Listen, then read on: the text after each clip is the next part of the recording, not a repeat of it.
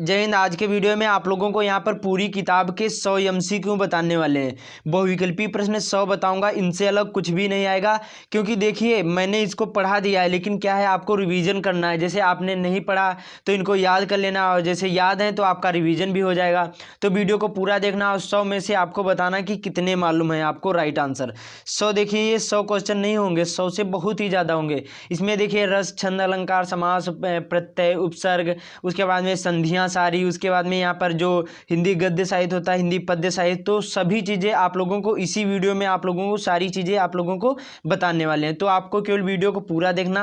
ये one shot video है, इससे अलग आपको कुछ भी नहीं देखना पड़ेगा। इनसे जरूर ही इन्हीं में से पूछा जाएगा, 101% जरूरी ही जरूर आएंगे। तो सारे क्वेश्चन बहुत ही ज़्यादा इंपॉर्टेंट हैं, तो केवल वीडियो को पूरा देखना। तो चलिए शुरू करते हैं। ध्यान से वीडियो को देखना और कमेंट में बताना कि 100 में से आपको कितने मालूम है। यहाँ पर पहला है, निम्नलिखित कथनों में से कोई एक कथन विकल्प सही है, उसे बताइए। देखिए यहाँ पर तो इसका राइट आंसर कौन सा हो जाएगा, जो भूले बिसरे चित्र के लेखक भगवती चरण वर्मा जी हैं। राइट आंसर यहाँ पर सी वाला हो जाएगा। अगला यहाँ पर अजात शत्रु किस विधा की रचना है, तो यह एक क्या है, यह एक नाटक है। ये आपको ध्यान रखना है, यह एक नाटक है। और किसकी रचना है, तो जयशंकर प्रसाद की रचना है। और आप लोगों को अभी बताऊंगा इसका PDF नोट कहाँ मिलेगा। तो ये जयशंकर प्रसाद का नाटक है, समझ में आया। उसके बाद में यहाँ पर अगला है तितली उपन्यास है। तितली क्या है, जो तितली उपन्यास है ये किसका है, तो यहाँ पर ये जयशंकर प्रसाद का है। जो तितली है यह एक उपन्यास विधा है, और किसकी रचना है, तो यहाँ पर ये जयशंकर प्रसाद की है। अगला है यहाँ पर परीक्षा गुरु के लेखक हैं। तो यहाँ पर जो परीक्षा गुरु के लेखक कौन है, तो यहाँ पर ये है श्रीनिवास दास, लाला श्रीनिवास दास हैं। और ये हिंदी का प्रथम उपन्यास है। परीक्षा गुरु हिंदी का प्रथम उपन्यास, ये भी आपको ध्यान रखना है। बाकी लाला श्रीनिवास दास इसके परीक्षा गुरु के लेखक हैं। राइट आंसर बी वाला हो जाएगा।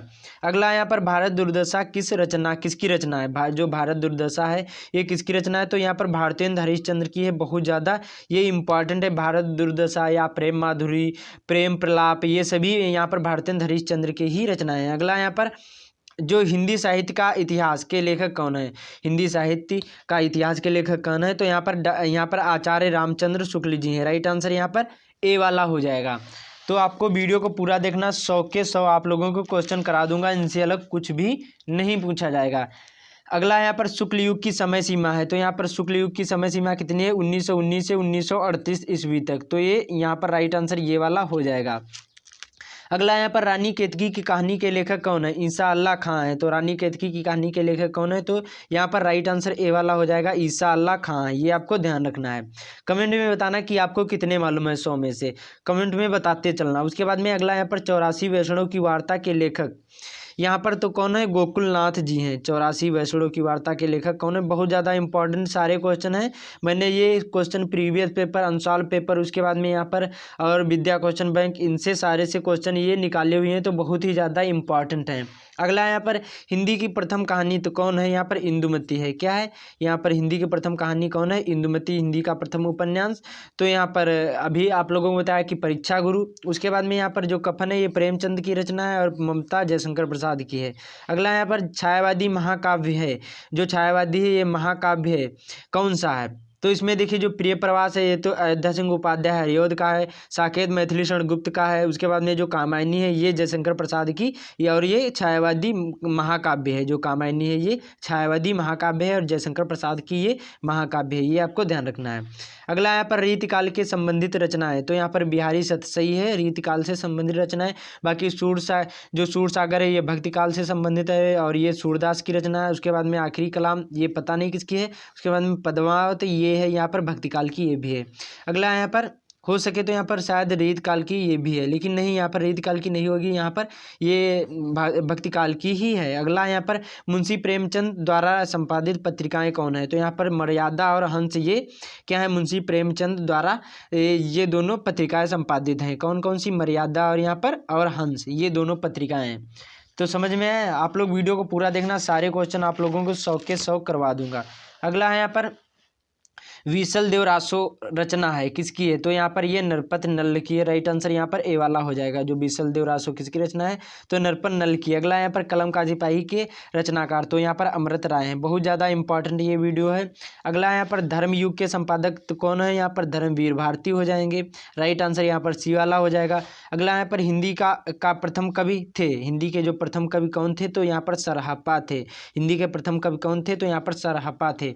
इनसे अलग कुछ भी नहीं पूछा जाएगा। चाहे आप लोग जब एग्जाम देकर आना तब आप लोग कमेंट में इसी वीडियो के बताना कि इनमें से फंसे आए थे कि नहीं आए थे। जरूर ही आएंगे। बहुत ही ज़्यादा ये इंपॉर्टेंट वीडियो है। अगला यहाँ पर क्या है? यहाँ पर वीडियो की क्वालिटी अच्छी नहीं दिख रही हो तो 360 लगा लेना, अच्छी तरीके से दिख जाएगा, क्योंकि ये लॉन्ग वीडियो हो जाएगा इसलिए वीडियो की क्वालिटी अच्छी नहीं दिखेगी। अगला यहाँ पर रस मीमांसा के लेखक, तो यहाँ पर आचार्य रामचंद्र शुक्ल जी हैं। बहुत ज़्यादा इंपॉर्टेंट है। रस मीमांसा के लेखक कौन है? आचार्य रामचंद्र शुक्ल जी हो जाएंगे। अगला यहाँ पर साकेत के रचनाकार कौन है? तो मैंने आप लोगों को अभी बताया, यह एक महाकाव्य है और मैथिली स्वर्ण गुप्त है। राइट आंसर यहाँ पर डी वाला हो जाएगा। अगला यहाँ पर दीपदान एकांकी के लेखक कौन है? तो डॉक्टर राम कुमार वर्मा है। बहुत ज़्यादा इंपॉर्टेंट है। और जो पूछा जाए किस विधा पर आधारित है, तो यह एक जो दीपदान है यह एक एकांकी है।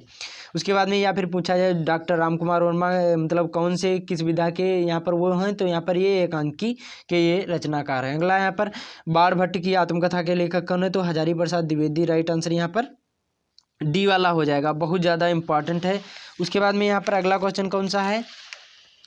अतीत के चलचित्र किस विधा की रचना है? तो ये यहाँ पर रेखा चित्र है और ये महादेवी की रचना है। जो अतीत के चलचित्र ये किस विधा की रचना है जो पूछा जाए, तो ये रेखा चित्र है और ये महादेवी वर्मा की है। अगला यहाँ पर एक घूंट किसकी रचना है? तो ये जयशंकर प्रसाद की रचना है और यह एक नाटक है। ये आपको ध्यान रखना है, एक घूंट यह एक नाटक है, जयशंकर प्रसाद की रचना है। अगला यहाँ पर खून के छींटे के रचनाकार कौन है? तो भगवत शरण उपाध्याय जी हैं। राइट आंसर यहाँ पर सी वाला हो जाएगा। राइट आंसर सी वाला हो जाएगा। खून के छींटे के रचनाकार कौन है? तो यहाँ पर भगवत शरण उपाध्याय जी हो जाएंगे। अगला यहाँ पर भारत भारती के रचनाकार कौन है? तो यहाँ पर मैथिली शरण गुप्त हैं। राइट आंसर यहाँ पर ए वाला हो जाएगा। उसके बाद में यहाँ पर अगला है जीरादोई गांव किस लेखक से संबंधित है? जो जीरादोई गांव है ये किस लेखक से संबंधित है? बहुत ज़्यादा इंपॉर्टेंट है। Very very most important. ये नहीं मालूम तो कुछ भी नहीं मालूम है, तो कमेंट में बताना कि आपको मालूम है ये नहीं। ये महीने में ये वाला देखो, ये वाले का आपको नहीं बताऊँगा आंसर, ये वाले को आपको खुद बताना होगा कि 26वें का राइट आंसर कौन सा होगा। जो जीरादोई गाँव किस लेखक से संबंधित है? जैसे आपने पढ़ाई करी होगी तो बता सकते, वरना ये नहीं बता सकते कि जीरादोई जो किस लेखक से संबंधित है। ये आपको कमेंट में बताना, मैं नहीं बताऊंगा। अगला यहाँ पर निम्नलिखित में से कौन सा नाटक इसमें? तो चंद्रगुप्त यह एक नाटक है, ये आपको ध्यान रखना। अगला यहाँ पर श्री रामचरितमानस यह एक महाकाव्य है। अगला यहाँ पर चिंतामणि और ये तुलसीदास जी का, ये आपको ध्यान रखना। रस मीमांसा यहाँ पर मैंने आप लोगों को बताया आचार्य रामचंद्र शुक्ल। आकाशदीप यहाँ पर अगला हो। उसके बाद में यहाँ पर अगला है चिंतामणि निबंध के रचनाकार कौन है? तो आचार्य रामचंद्र शुक्ल। मैंने अभी आप लोगों को ऊपर ही बताया था। यह एक निबंध है, जो चिंतामणि है यह एक निबंध है और इसके रचनाकार कौन है? शुक्ल जी हैं, आचार्य रामचंद्र शुक्ल जी हैं। ठीक है। अगला यहाँ पर चिदम्बरा के रचनाकार बहुत ज़्यादा इंपॉर्टेंट है, तो यहाँ पर सुमित्रानंदन पंत हो जाएंगे और लोकायतन भी इन्हीं की रचना है। सुमित्रानंदन पंत की चिदम्बरा भी इन्हीं की रचना है और यहाँ पर सुमित्रानंदन पंत की और लोकायतन भी इन्हीं की रचना है। बहुत ज़्यादा इंपॉर्टेंट। अगला यहाँ पर श्री रामचरितमानस महाकाव्य के रचनाकार मैंने आप लोगों को बताया यहाँ पर तुलसीदास जी हैं। आप लोगों को बहुत अच्छी तरीके से रिवाइज हो जाएगा, जैसे आपने याद किया है तो बहुत अच्छी तरीके से सारे क्वेश्चन अब आप लोग कभी भी नहीं भूलोगे। तो कोई वीडियो को आपको अच्छे से वॉच करना है। अगला है यहाँ पर हास्य रस का स्थायी भाव है। जो हास्य रस है इसका स्थायी भाव क्या होता है? यहाँ पर हास होता है, जिसमें हंसी प्रकट हो किसी नाटक या कविता को पढ़ने में, तो वहाँ समझ जाना कि हास्य रस है। उसके बाद में करुण रस में क्या होता है? करुण रस का स्थायी भाव शोक है, और जिसमें नाटक को देखने या फिर नायक नायिका बिछड़ गए हैं उसमें शोक प्रकट हो, तो समझ जाना यहाँ पर शोक यहाँ पर है, करुण रस है। ये आपको ध्यान रखना है। बाकी दो ही रस पूछे जाएंगे। अगला यहाँ पर शीश पर गंगा हंसे भुजंगा हंसे। उसके बाद में हास ही के दंगा भयो नंगा के विवाह में, तो इसमें कौन सा रस है? तो देखिए यहाँ पर हंसी प्रकट हो रही, तो यहाँ पर हास रस हो जाएगा। बी वाला इसका राइट आंसर हो जाएगा। अगला यहाँ पर हा वृद्धा के अतुल धन, हा वृद्धता के सहारे, हा प्राणों के परम प्रिय, हा एक मेरे दुलारे। राइट आंसर यहाँ पर ए वाला हो जाएगा ये करुण रस है, इसमें क्योंकि शोक प्रकट किया जा रहा है, तो ये आपको ध्यान रखना। वीडियो को पूरा देखना अच्छे से, आखिरी मौका है, इनसे अलग कुछ भी नहीं पूछा जाएगा, तो आपको वीडियो को पूरा देखना है। जो पढ़ाई करते होंगे तो अच्छी तरीके से वीडियो को देखेंगे, और जो चैनल पर नया है चैनल को जरूर ही सब्सक्राइब कर लेना। आपको यहाँ पर हर एक विषय के वीडियो मिलेंगे, तो चैनल को सब्सक्राइब कर लेना और वीडियो को लाइक भी कर देना और दोस्तों के साथ शेयर भी कर देना आज ही इस वीडियो को। पीपर पाथ सरिस मंडोला में कौन सा अलंकार है, तो यहाँ पर उपमा अलंकार है, बहुत सिंपल सा है, जिसमें देखिए सी दिया हो, मतलब ज़्यादातर यहाँ पर सी दिया हो तो समझ जाना उपमा अलंकार है। उसके बाद में अगला यहाँ पर चरण कमल बंधव हर राई में कौन सा अलंकार है, तो रूपक अलंकार, बहुत सिंपल सा है। अगला यहाँ पर मोर मुकुट की चंद्रिकन यो राजत नंद। उसके बाद में मनु शशि शेखर की अकस किए शेखर सरचंद, तो इसमें कौन सा होगा, तो इसमें उत्प्रेक्षा अलंकार होगा, बहुत सिंपल सा ये भी है, तो ये भी आपको तैयार कर लेना। देखिए जहाँ पर मन मानो या जन मान, जहाँ पर मन मानो या जनु जानो या जनो मनो कोई भी वाचक शब्द हो इस तरह से, तो समझ जाना कि वहाँ पर उत्प्रेक्षा अलंकार है। अगला यहाँ पर जय सिमरत सुध होय गणनायक करिवर बदन करो अनुग्रह सोय बुद्धिरास शुभगुण सदन में कौन सा छंद है, सॉरी यहाँ पर, तो देखिए सोरठा छंद है। इसके प्रथम और तृतीय चरण में 11 मात्राएं होंगी, उसके बाद में द्वितीय और चौथे चरण में 13 मात्राएं होंगी, ये आपको ध्यान रखना है। जहाँ पर क्या हो जाएगा, यहाँ पर 13 मात्राएं, और पहले और तीसरे चरण में 13 मात्राएं और दूसरे चौथे चरण में 13 मात्राएं, तो समझ जाना यहाँ पर सोरठा छंद हो जाएगा। अगला यहाँ पर अनु का उपसर्ग होगा तो अनुकरण हो जाएगा, बाकी अपराध नहीं है, ना अमन है, ना कोई नहीं, तो राइट आंसर यहाँ पर ये वाला अनुकरण हो जाएगा। अगला यहाँ पर अभि का उपसर्ग नहीं है, तो देखिए अभिलाषा भी है, अभिशाप भी है, अभिवादन भी है, लेकिन जो अपमान है ये अभि का उपसर्ग नहीं। उपसर्ग क्या होता है कि किसी शब्द के पहले जोड़ना, उसी को हम क्या कहते हैं, उपसर्ग कहते हैं, ये आपको ध्यान रखना है। उसके बाद में यहाँ पर अगला क्वेश्चन कौन सा है, बहुत ज़्यादा इंपॉर्टेंट, प्रत्यय के कितने भेद होते हैं, तो देखिए प्रत्यय के 2 भेद होते हैं, राइट आंसर यहाँ पर बी वाला हो जाएगा। अगला यहाँ पर आई का प्रत्यय होगा, जो आई है इसका प्रत्यय क्या होगा, तो यहाँ पर मधुर, यहाँ पर पढ़ाई होगा, बाकी मधुरता नहीं है, ना ही कोई नहीं है अभिलाषा। देखिए इसमें क्या होता है, प्रत्यय किसी शब्द के आखिरी में जोड़ना, जैसे कोई पढ़ शब्द है, इसी के आखिरी में आई जोड़ दिया गया तो पढ़ाई बन गया, ये समझ में आया। उसके बाद में अगला यहाँ पर नवरत्न में कौन सा समास है, तो देखिए द्विगु समास है, नवरत्न में कौन सा समास है, तो यहाँ पर राइट आंसर ए वाला हो जाएगा, द्विगु समास है। अगला यहाँ पर चौराहा में कौन सा समास है, तो इसमें भी क्या है, द्विगु समास है, जिसमें संख्यावाचक हो, समझ जाना नवरत्नों का समूह, तो यहाँ पर क्या होगा, द्विगु समास, जिसमें संख्यावाचक हो द्विगु समास, जिसमें और का लोप हो या योजक चिन्ह लगा हो तो समझ जाना द्वंद्व समास है। बाकी सेम 2 ही रस पूछे जाएंगे, मतलब सॉरी यहाँ पर समास पूछे जाएंगे। अगला यहाँ पर इनमें से कौन सा द्विगु समास नहीं है, इसमें आपको द्विगु समास नहीं बताना है। देखिए ये पंचपात्र भी है, सप्त सिंधु भी है, चौमासा भी है। देखिए पंचपात्र 5 पात्रों का समूह, सप्त सिंधु 7 निधियों का समूह, और 7 या सिद्धियों, मतलब यहाँ पर सिंधुओं का समूह, या फिर चौमासा 4 माहों का समूह। लेकिन जो धर्माधर्म है ये धर्म और अधर्म हो जाएगा, ये यहाँ पर द्वंद्व समास हो जाएगा, राइट आंसर नहीं पूछ रहा, राइट आंसर डी वाला हो जाएगा। अगला यहाँ पर पाप पुण्य में कौन सा समास है, तो द्वंद्व समास हो जाएगा, जिसमें मैंने बताया योजक चिन्ह लगा हो या फिर और का लोप हो तो समझ जाना वहां पर द्वंद्व समास है, राइट आंसर बी वाला हो जाएगा। उसके बाद में यहाँ पर अगला है कपूर का तत्सम रूप होगा, ये भी बहुत ज़्यादा इंपॉर्टेंट है, तो कर्पूर हो जाएगा, कापुर नहीं है, ना ही कपूर है, ना ही कानपुर है, ठीक है, राइट आंसर कपूर का क्या हो जाएगा, कर्पूर हो जाएगा तत्सम रूप। अगला है यहाँ पर बहुत ज़्यादा इंपॉर्टेंट, नेह का तत्सम रूप क्या होगा, तो यहाँ पर नेह का स्नेह हो जाएगा, बहुत सिंपल सा। अगला है यहाँ पर सांप का तत्सम रूप क्या होगा, सर्प होगा, काला नाग भी नहीं होगा, नहीं अजगर होगा, ना ही नाग होगा, राइट आंसर सांप का तत्सम रूप क्या होगा, यहाँ पर सर्प हो जाएगा। अगला यहाँ पर कमल का पर्यायवाची शब्द नहीं है, देखिए इसमें जो नहीं पूछ रहा तो वारिद, ये वारिद किसका है, समुद्र का है, बाकी सरोज भी है, पंकज भी है, और यहाँ पर वारिद भी है, ये सभी कमल के पर्यायवाची, लेकिन जो वारिद है ये समुद्र का पर्यायवाची। अगला यहाँ पर बादल का पर्यायवाची शब्द है, देखिए जो बादल का अम्बुद पर्यायवाची, बाकी सुमुन ये कमल का पर्यायवाची, भान सूरज का, पंकज भी यहाँ पर कमल का पर्यायवाची, जो अम्बुद है ये बादल का पर्यायवाची, राइट आंसर ए वाला हो जाएगा। उसके बाद में यहाँ पर अगला सूरज का पर्यायवाची शब्द नहीं है, देखिए दिवाकर भी है, दिनकर भी है, दिनेश भी है, लेकिन जो सुरेंद्र है ये इंद्र का पर्यायवाची है, तो राइट आंसर यही डी वाला हो जाएगा, क्योंकि यहाँ पर नहीं पूछा गया है। उसके बाद में यहाँ पर अगला है चांद का पर्यायवाची शब्द नहीं है, बहुत ज़्यादा इंपॉर्टेंट है, तो यहाँ पर चांद का पर्यायवाची कौन सा, दिनेश ये नहीं है, बाकी मयंक भी है, राकेश भी, हिमांशु भी है, लेकिन जो दिनेश है ये सूर्य का पर्यायवाची, ये आपको ध्यान रखना है, सूर्य का पर्यायवाची है, बाकी ये सभी चांद के पर्यायवाची हैं। उसके बाद में यहाँ पर अगला यद्यप का संधि विच्छेद होगा, तो यहाँ पर यदि धन अप होगा तो यद्यपि, और इसमें आपके बोर्ड एग्जाम में एक ही संधि पूछी जाएगी, यहाँ पर जो होगी यड़ संधि, बाकी कोई नहीं पूछी जाएगी। तो बहुत ज़्यादा इंपॉर्टेंट ये वीडियो है।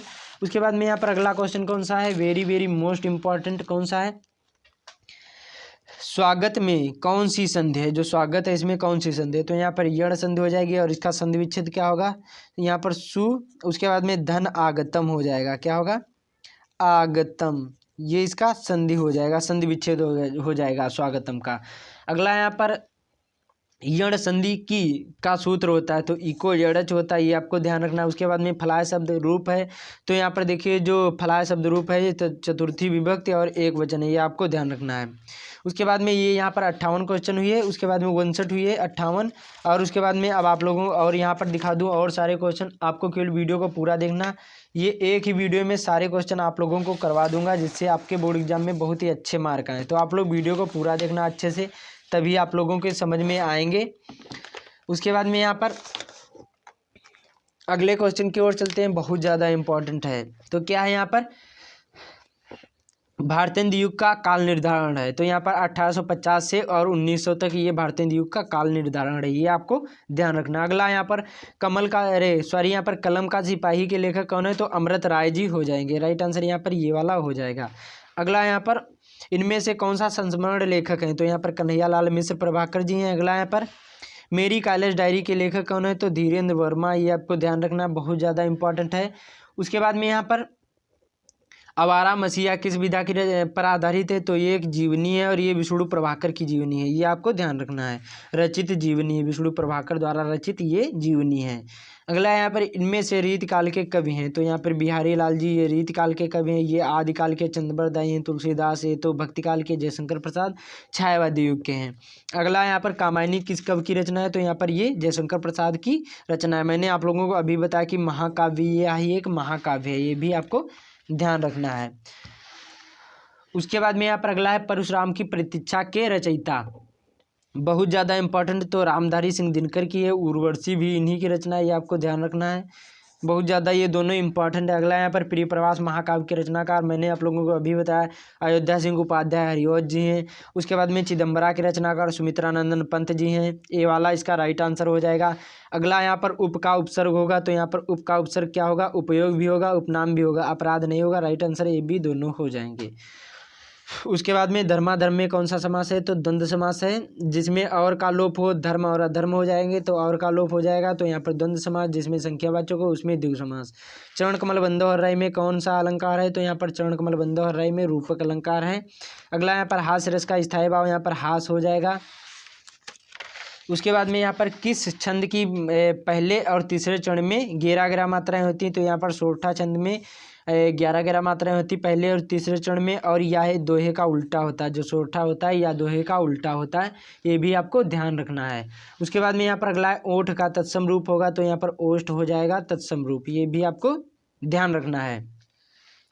उसके बाद में इनमें से जल का पर्यायवाची शब्द नहीं है, तो देखिए जो तालाब है ये जल का पर्यायवाची शब्द नहीं है, ये क्या है, ये तो सरोवर, ये तो तालाब का पर्यायवाची, ताल का ही पर्यायवाची, बाकी नीर तो ये तो जल के ही पर्यायवाची हैं। अगला यहाँ पर अभ्युदय का संधि विच्छेद होगा, तो यहाँ पर अभिधन उदया हो जाएगा। राइट आंसर यहाँ पर ए वाला हो जाएगा, और यह यण संधि है। अगला यहाँ पर फल का प्रथमा विभक्ति और बहुवचन है, तो देखिए फलानी जो है ये फल का प्रथमा विभक्ति और बहुवचन है। अगला यहाँ पर पित्रादेश का संधि विच्छेद होगा, तो पितृधन आदेश हो जाएगा, ये भी बहुत ज़्यादा इंपॉर्टेंट है। उसके बाद में यहाँ पर अगला है कौन सा है, पठति है, तो देखिए जो लट लकार एक वचन और प्रथमा विभक्ति, राइट आंसर यहाँ पर ए वाला हो जाएगा। उसके बाद में यहाँ पर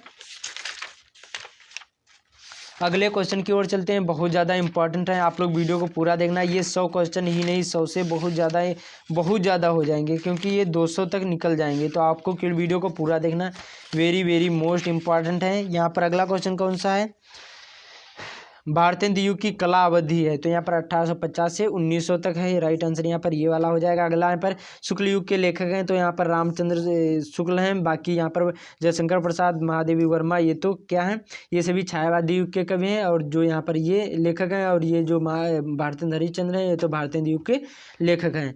अगला यहाँ पर गोदान किस विधा की रचना है, तो यह एक उपन्यास है, प्रेमचंद्र का है, ये भी आपको ध्यान रखना है।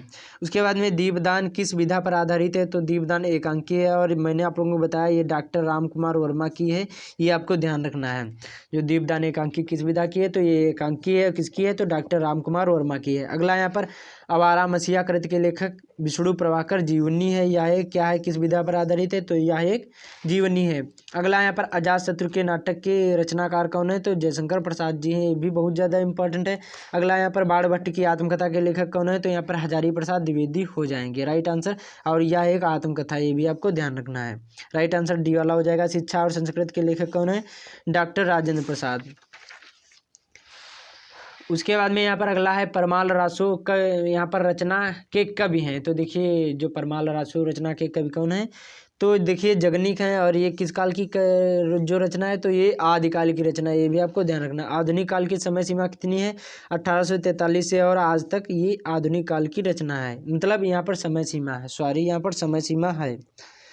उसके बाद में यहाँ पर अगला है निम्न में से भक्ति काल के कवि नहीं है। तो देखिए जो भूषण है ये रीत काल के कवि, बाकी रसखान भी हैं, तुलसीदास भी हैं और कबीरदास भी, ये सभी भक्ति काल के कवि हैं। लेकिन जो भूषण हैं ये रीत काल के कवि हैं। और यहाँ पर जो बिहारी लाल जी भी रीत काल के कवि हैं, तो ये भी आपको ध्यान रखना है। मतीराम भी रीत काल के कवि हैं। अगला यहाँ पर श्री रामचरितमानस महाकाव्य के रचनाकार तो कौन है, तुलसीदास हैं, ये भी आपको ध्यान रखना है। यामा किस कवि की रचना है, तो यहाँ पर यामा जो महादेवी वर्मा की रचना है, राइट आंसर बी वाला हो जाएगा। अगला है यहाँ पर साकेत महाकाव्य किस कवि की है, तो यहाँ पर ये मैथिली शरण गुप्त की है। और जो अयोध्या सिंह उपाध्याय की रचना है वो प्रिय प्रवास, ये भी एक महाकाव्य है। अगला यहाँ पर तार सप्तक के संपादक कौन है, तो अज्ञेय हैं। कौन है, अज्ञेय। और प्रथम तार सप्तक का संपादन हुआ था 1943 ईस्वी में। वीडियो अच्छा लग रहा हो तो लाइक ज़रूर कर देना, और चैनल पर पहली बार आए चैनल को जरूर ही सब्सक्राइब कर लेना, आपको यहाँ पर हर एक वीडियो मिलेंगे। और देखिए तो यहाँ पर तार सप्तक का प्रथम संपादन कब हुआ, 1943, और द्वितीय का कब हुआ, तो 1952 ईस्वी में हुआ था। अज्ञेय का पूरा नाम क्या है, सच्चिदानंद हीरानंद वात्स्ययन अज्ञेय भी पूछ लिया जा सकता है, ये भी आपको ध्यान रखना है। उसके बाद में यहाँ पर अगला कौन सा है, बहुत ज़्यादा इंपॉर्टेंट कौन सा है यहाँ पर, परशुराम की प्रतीक्षा के रचनाकार कौन है, तो रामधारी सिंह दिनकर हो जाएंगे, ये भी बहुत ज़्यादा इंपॉर्टेंट है। अगला यहाँ पर चिदम्बरा के रचयिता कौन है, सुमित्रानंदन पंत हो जाएंगे। लोकायतन भी इन्हीं की रचना है। बसुआ गोविंदपुर गाँव किस कवि से संबंधित है, ये भी कमेंट में बताना। एक मैंने आप लोगों को जो अभी बताया जीरादोई किस कवि से संबंधित है, जीरादोई नामक गांव। और ये बसुआ गोविंदपुर भी बताना कि कमेंट में कि कौन सा होगा, पहले कमेंट में बता दो, उसके बाद में आगे वीडियो देखना। बसुआ गोविंदपुर किस कवि से संबंधित है गांव। विचार वीथी के रचनाकार कौन है, तो यहाँ पर आचार्य रामचंद्र शुक्ल हो जाएंगे। तो उसके बाद में डॉक्टर राजेंद्र प्रसाद का जन्म कब हुआ था, तो यहाँ ये भी आपको कमेंट में बताना। मैं आप लोगों को बता दूँ 1884 ईस्वी में हुआ था।